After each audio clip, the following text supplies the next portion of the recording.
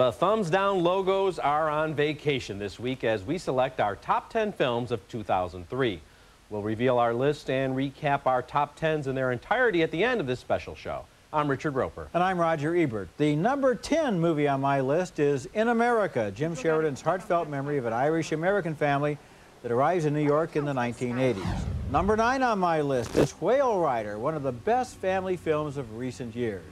Set in present-day New Zealand, it tells the story of a 12-year-old Maori girl who would be next in line to lead her tribe if she were not a girl. And number 8 on my list is a movie that only played in a few cities, but it's worth looking for on DVD. It's named The Son, and it's a French film about a carpenter who takes an apprentice, a teenage boy just released from reform school. Only the carpenter knows a tragic secret about this boy's past. So why does he take him on? Does he want revenge, or does he want understanding? The movie keeps us in suspense. Il a tué notre fils et tu veux lui apprendre la vérité. Je l'ai simplement pensé un moment. The Son was directed by the Dardenne brothers, Jean-Pierre and Luc, and it won the Best Actor award at Cannes for Olivier Gourmet as the carpenter.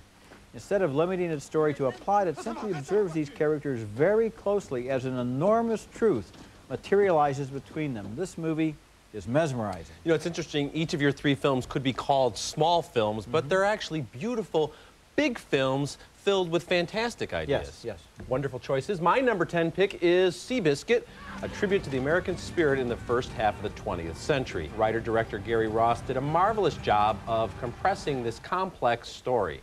Tobey Maguire, Chris Cooper, and Jeff Bridges head the outstanding cast. Do you want to see a match race? Yeah! You do? Yeah! You want to see this young fella ride that horse?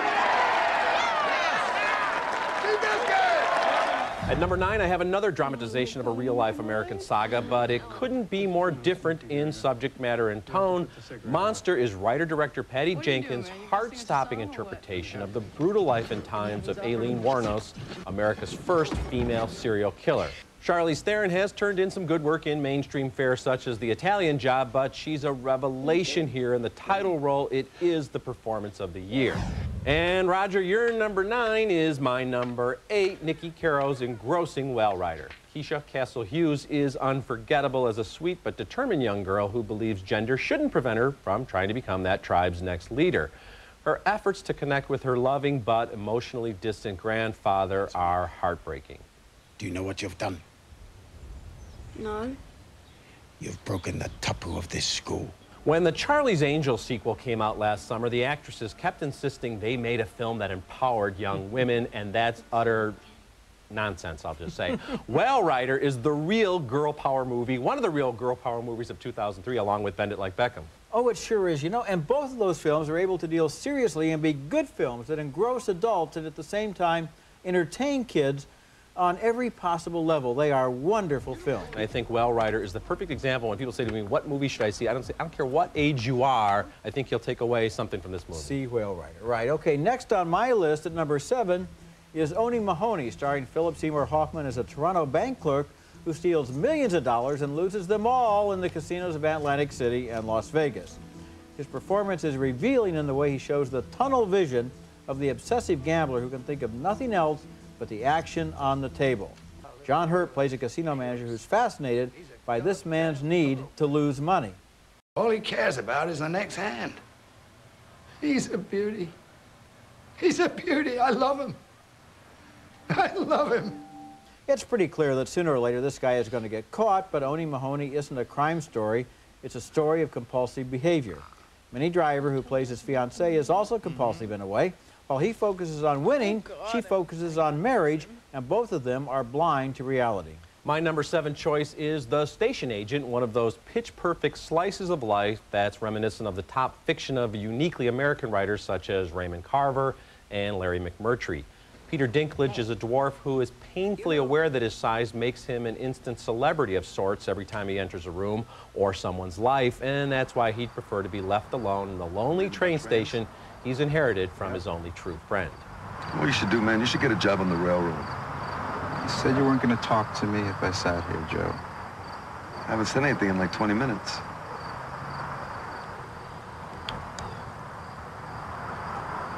9. You timed me? And that's Bobby Cannavale in one of the most winning performances of the year as the aggressively friendly coffee wagon guy. And the wonderful Patricia Clarkson completes this quirky trio as a seriously fragile divorcee mourning a lost child.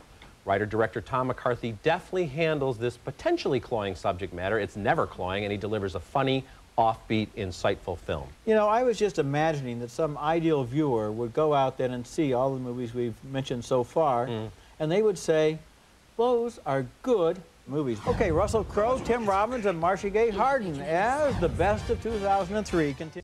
Dennis R. Kahn revisits the characters from his 1986 gem, The Decline of the American Empire, in this darkly funny and deeply moving ensemble piece. The smug, hedonistic, yuppie academics have mellowed considerably as they reunite to say goodbye to their dying friend Remy, played by Remy Girard. Wu Jing s'en vient en visite culturelle à Montréal, alors l'université en profite pour déléguer son gauchiste de service. J'entre dans la salle à manger de son hôtel, je la vois, je meurs. Number 5 on my list is Gus Van Zant's Elephant. Working with a cast of non-actors, Van Zant's camera zigzags through a large high school in the hours just before two students launch a Columbine-like shooting spree.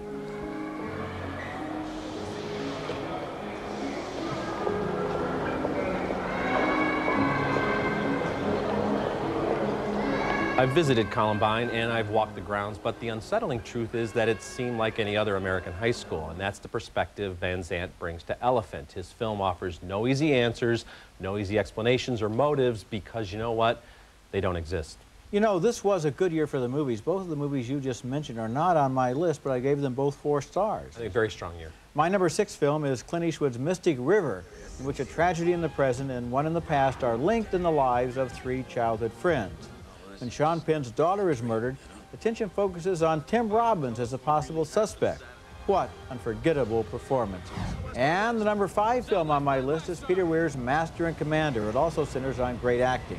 Russell Crowe and Paul Bettany play a ship's captain and surgeon in the British Navy in a superb adaptation of the Sea Stories by Patrick O'Brien. The movie isn't just about action, but about personality and psychology and friendship. It's a human story and a grand, sweeping epic. England is under threat of invasion. And though we be on the far side of the world, this ship is our home. This ship is England. Mystic River and Master and Commander both belong to genres, but they transcend them. They have thoughtful and revealing dialogue. They take time for silence, and they absorb us so deeply in their stories. You know, interesting. 2 great movies based on, well, in one case, a series of books, and in Mystic River, the case of Dennis Lehane's novel. Yeah. But the readers of those respective works really love the books, and they're embracing the film. I love O'Brien's novels, and what I think they really capture in this film is the nature of that relationship between those 2 men. It's really impressive work. We continue counting down the best films of 2003 when we come back. Finding Nemo, the story of a little fish who loses its way and the father who braves a dangerous ocean to find him. The story was cheerfully exciting, but what I liked above all was the visual wonder of the movie. I usually sit toward the back of a theater, but this time I wanted to sit up close so the images could wash over me. Okay, grab shell, dude. Grab one.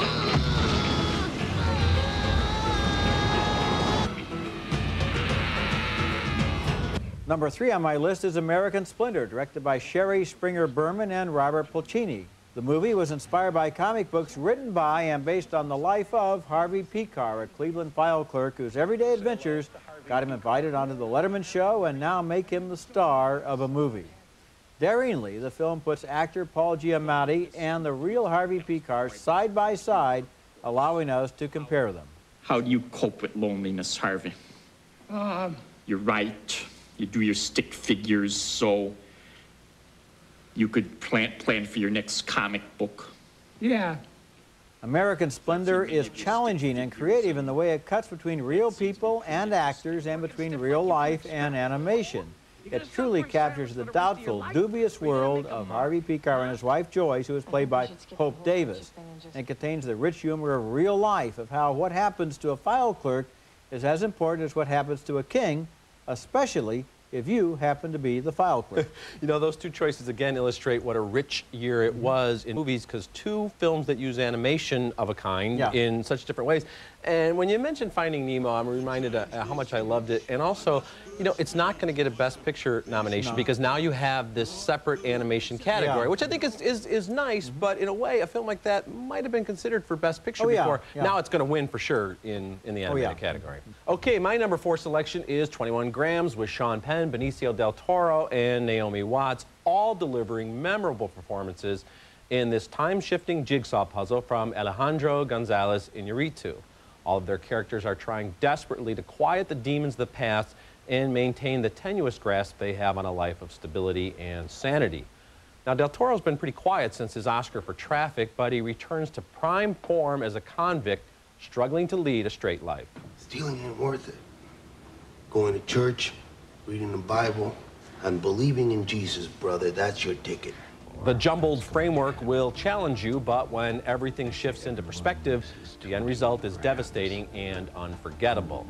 At number 3, I have Sofia Coppola's smart, sad, and lovely Lost in Translation, with Bill Murray giving the most complete performance of his career. He should be remembered come Oscar time. You know, here I'm just one step ahead of you because Lost in Translation is number 2 on my list. What a perceptive and evocative film this was, showing two strangers far from home, marooned in the middle of the night, able to talk openly about their lives and fears and frustrations. Instead of making this just one more movie romance, writer-director Sofia Coppola really saw these people and the need behind their conversations. Bill Murray and Scarlett Johansson are completely in step here. Can you keep a secret? I'm trying to organize a prison break. I'm looking for, like, an accomplice. We'd have to first get out of this bar, then the hotel, then the city, and then the country. Are you in or are you out? I'm in. Murray is a comedian playing a comic actor, and yet he does a delicate balancing act. We get the sense his character could be funny, but he's tired and lonely, and he doesn't want to make the effort, except sometimes, subtly. So we get a sense of the public persona, sometimes winking from behind the private one. What an observant and truthful movie. Absolutely. At number 2, I have the stunning and overpowering Mystic River. Roger had it at number 6. This is Clint Eastwood's 24th film as a director, and it's one of his best. Penn stirs up echoes of James Cagney at his very best with his role as Jimmy, a convicted felon who's devastated by the murder of his teenage daughter. 16 years ago, I did a 2-year bid for robbery at Deer Island. Is that gonna help you find my daughter's killer? I mean, I'm just asking. Let's forget about that. Let's get back to it. Eastwood has a profound understanding of this neighborhood where old secrets die hard, and he finds room on his canvas for great performances in smaller but pivotal roles from Marcia Gay Harden and Laura Linney, who delivers a speech of Shakespearean impact near the climax of this story. This film is worthy of multiple Oscar nominations. You know, you mentioned Laura Linney, and I'm sure any director thinking of making a film of Macbeth who saw this film would think of her for Lady Macbeth. But the whole film is Shakespearean in the way that all of these fates play out over the years and finally realize themselves in this present-day tragedy. And it's wonderful when the director and the actors are up to such challenging material. What a great film. Coming up next, our picks for the best movie of the year. Best movie of the year, and that would be Monster, starring Charlize Theron and Christina Ricci in the heartbreaking story of a damaged woman who thinks she can find happiness but only creates more misery. What a performance this is by Theron, whose concentration is almost frightening in its intensity. She's a misfit. She doesn't know her way around in the everyday world. When a young woman becomes her friend, her attempts to build a normal life for them are doomed from the start. Can I buy you that drink? I got my own money. I'll have a picture. Whatever she's having. Look at, I'm not gay, all right? The movie is based on the true story of Aileen Wuornos, America's first female serial killer, a battered child who became a prostitute at 13. Ricci's friendship makes her feel like less of an outcast for the first time in her life. You know, I'm going to be hanging out at the Moonlight probably around 5. Yeah, it's about 2 blocks up. Yeah. Maybe I'll swing by. No? All right. But trying to enter the straight world turns out to be almost impossible. And I'm trying to clean my life up here, you know, go straight and Christian and all. So if there's anything that you can help me with, So you've been convicted of a felony? Yeah, but see, that was because I was... That's not going to even matter because the best you're going to get is factory work. Hey, Tom... You know, I deliberately avoid reading the internet and looking at trailers to find out about films I'm about to see. I'd rather go in cold. And while I was watching this movie, I didn't know it was Charlize Theron, and now that I do, I'm completely uninterested in any details about her makeup or what she did to look like the character, because this is not an impersonation. It's more like she's channeling this wounded soul. Wuornos committed horrible murders for which she should not be forgiven, but she is the last person to forgive herself.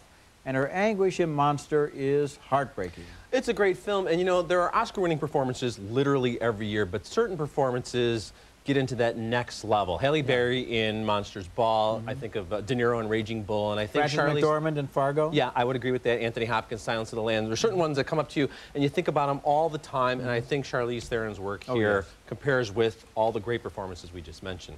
My #1 pick for the best movie of the year is Jim Sheridan's In America. This is a film overflowing with sentimental splashes and revelations of deep impact, and I never once felt manipulated by the machinery of the plot. The laughs come from moments of recognition where I identified with the characters. The tension springs from a genuine sense of mystery about what is going to happen to these people. And the heartbreak is the result of real empathy for this Irish immigrant family trying to move on after the death of their youngest child. Frankie in heaven. The baby not coming too early or too late. Mom, Dad, Christy and Ariel, all together in one happy family. Sheridan uses Steven Spielberg's E.T. as a pop cultural touchstone of this movie. The father risks an obscene amount of money trying to win a stuffed E.T. doll for his daughter. And there's another E.T. reference in a late scene I will not reveal. Suffice to say, it's one of the most heartbreaking and yet uplifting moments in recent film history. Almost as devastating as the moment when Sarah Bolger sings the Eagles' Desperado in a school pageant. There's a rainbow above you. You better let somebody love you. Patty Considine and Samantha Morton are magnificent as a couple, still in love but deeply scarred by the loss of their son. Their marriage is tender but also raw and very fragile. Real-life sisters Sarah and Emma Bolger are adorable in a matter-of-fact kind of way. They never play to us. And then there's Djimon Hounsou as the mysterious neighbor, his fierce eyes brimming with strength and pain and love he's dying to share. They all bring great humanity and passion to Sheridan's deeply personal story. Yes, they do. And when we reviewed the movie on the show, I talked about that scene between Patty Considine and Djimon Hounsou, where everything shifts in one moment of recognition of an underlying truth that was right there waiting to be seen. And that's so exciting when that happens in a movie, where things are not just spelled out step after step, but where we and the characters suddenly perceive things in a very direct and true way. Well, I think that's a rare occurrence in a lot of films because it's a very delicate balancing act, and if it goes wrong, you see the acting or you're aware of the writing and you just kind of you're not into it, but here it's done just beautifully. Coming up next, we recap our full lists. My list at number 10, Seabiscuit. Number 9, Monster. At number 8, I have Whale Rider. The Station Agent is my number 7 pick. At number 6, The Barbarian Invasions. Number 5, Elephant. At number 4, I have 21 Grams. My number 3 pick is Lost in Translation.